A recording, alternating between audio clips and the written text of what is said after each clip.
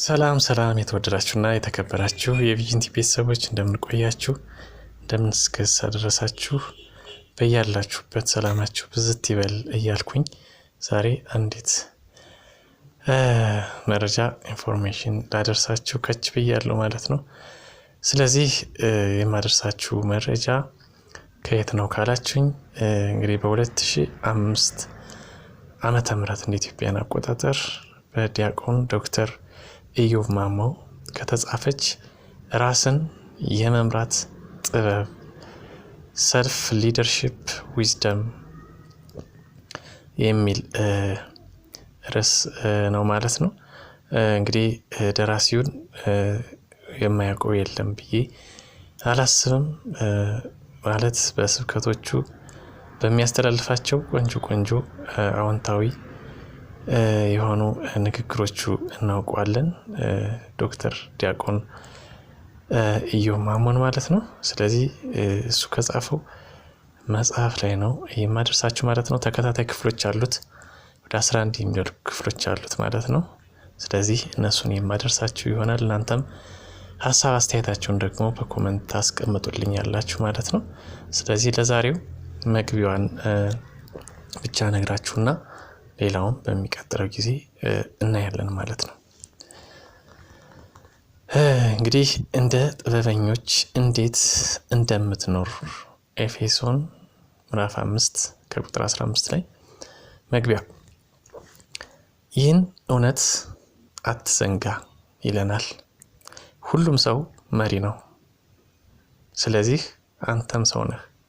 ስለዚህ አንተም መሪ ነህ። አመራር ደግሞ የሚጀምረው ራስን ከመምራት ነው።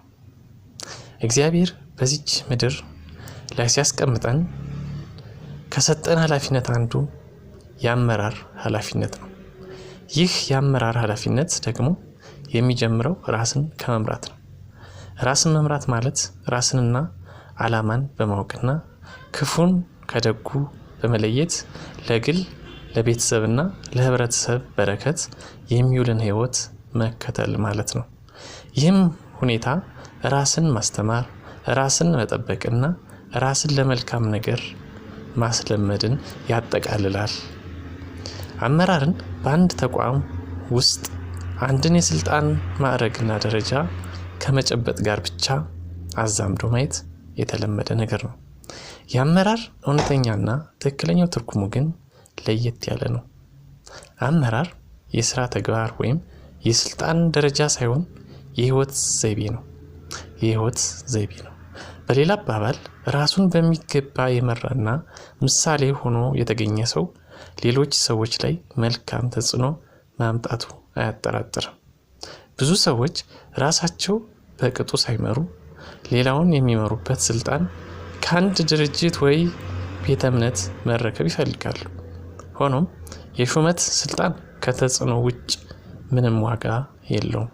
በአንጻሩ ደግሞ ምንም ሳይሾም በሰዎች ላይ ተጽዕኖ የሚያደርግ ሰው አለ። እንዲህ አይነቱ ሰው ወደ ስልጣን ደጅ መድረሱ አይቀርም። የዳዊትና የሳኦል ታሪክ ይህን እውነት ያጠናክርልናል። አብረን እንየው። ሳኦል የማዕረግ ስልጣን ተቀብሎ በነበረበት ጊዜ ዳዊት የተጽዕኖ ስልጣን በእጁ ላይ ነበረ። የሳኦል ስልጣን ከሹመት የመጣ ሲሆን የዳዊት ስልጣን ግን መልካም ተጽዕኖ ከማድረግ የመጣ ነበር። ከጊዜ በኋላ ሳኦል የሹመት ስልጣኑን ሲጥል በረኝነት ዘመኑ ራሱን በመምራት ያሳለፈው ዳዊት የተጽዕኖ ስልጣኑን በሹመት በማጠናከር ቀጠለ።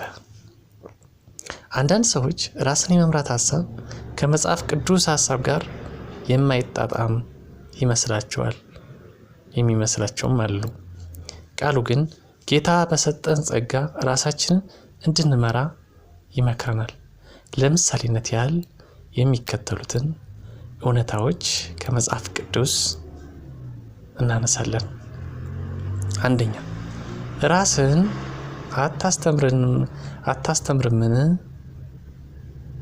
ወደ ሮሜ ሰዎች ምዕራፍ 2 ከቁጥር 21 አስተማሪህ እንግዲህ ካንተ አይሰወርም ትንቢተ ኢሳይያስ ምዕራፍ 30 ከቁጥር 20 ተብሎ እንደተጻፈ አስተማሪያችን እግዚአብሔር ቢሆንም እንኳ ራሳችንን ማስተማር እንደሚጠበቅብን ቃሉ በግልጽ ያስቀምጣል። ሁለተኛ ራስን ጠብቅ። ወደ ገላትያ ሰዎች ምዕራፍ 6 ከቁጥር 1 የሚጠብቅህም አይተኛም።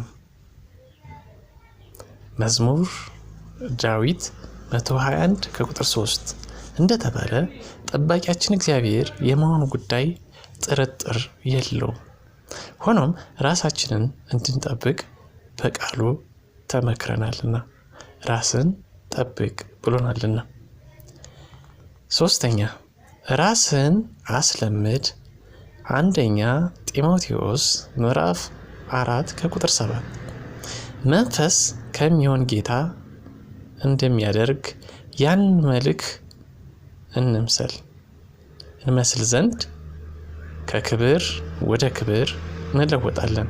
ሁለተኛ ቆሮንቶስ ምዕራፍ 3 ከቁጥር 18 የሚለው ቃል እውነት ነው። ጌታ እኛን የመለወጥ አጀንዳ አለው።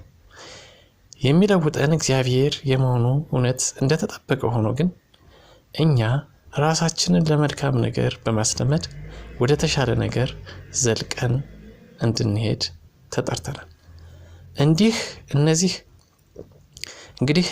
እውነታዎች እንደሚያረጋግጡልን እግዚአብሔር መለኮታዊ ስራ እንዳለ ሆኖ የእኛን ኃላፊነት መዘንጋት የለብንም። ራሳችንን መርተን ሌሎችን ለመምራት ተጠርተናልና ይለናል። እንግዲህ አድማጮች፣ ተመልካቾች ይህ ለመግቢያ ያህል ለኢንትሮዳክሽን ያህል ካልኳችሁ ቀጣይ ክፍሎችን ማለትም በክፍል 1 ተመልሰን እንመጣለን። እስከዛው ሰናይ ጊዜ ይሁንላችሁ። መልካም ጊዜ፣ አሪፍ ቆንጆ እውቀት እንጨብጭበታለን እናገኝበታለን ብዬ አስባለሁ ማለት ነው።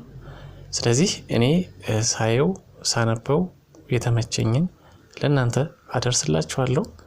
እናንተ ደግሞ ሀሳብ አስተያየታችሁን ኮሜንት ላይ አጋሩን ማለት ነው።